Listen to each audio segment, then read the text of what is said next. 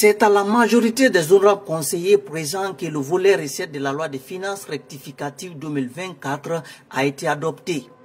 Estimé à plus de 30 700 milliards contre une prévision de 29 942 milliards de francs guinéens, soit une hausse de 2,67%, le constat révèle que les recettes révisées ont connu une modification en raison des changements intervenus lors de l'exécution de la loi des finances initiale 2024. Il s'agit de la revue à la baisse de l'objectif de croissance de l'économie à 4,2% contre 5,4% initialement.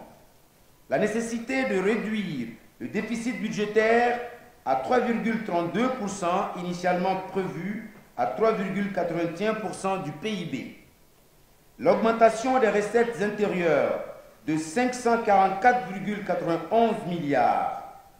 La hausse des charges relative au remboursement des titres d'État pour 556,34 milliards, le faible niveau de mobilisation des obligations du Trésor et des emprunts obligataires, la constitution d'un fonds de garantie à hauteur de 48 millions de dollars américains, soit 409,22 milliards de francs guinéens, dont 20 millions de dollars américains pour les opérations d'importation des produits pétroliers par la SONAP et 28 millions de dollars américains pour le contrat de soutien d'énergie entre Sénélec et EDG.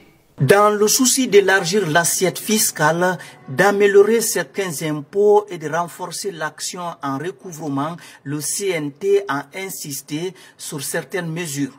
Par ailleurs, les débats sur le volet recettes de la LFR 2024 ont abouti à des constats assortis de recommandations à l'attention du gouvernement. Dans le souci d'améliorer le niveau de mobilisation et de sécurisation des recettes fiscales et douanières, le CNT invite le gouvernement à accélérer le processus de mise en œuvre de la facturation électronique par l'administration fiscale et la dématérialisation des paiements douaniers à l'intérieur du pays. Le CNT recommande à l'administration douanière de porter la taxe liée à l'exportation de l'or artisanal à 1% de la valeur au moins, soit 806 $ par kilogramme.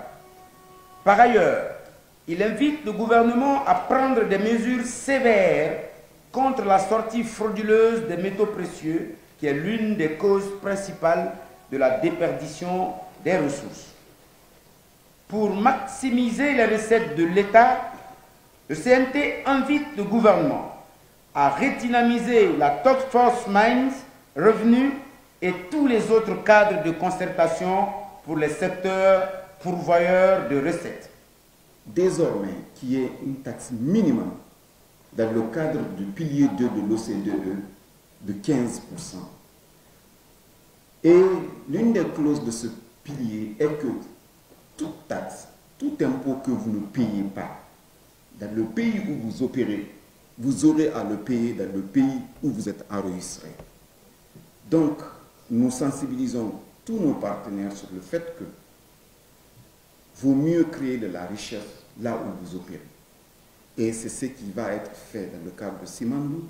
Les travaux de la LFR se poursuivent par l'examen du volet dépenses dans les travaux en commission et en intercommission.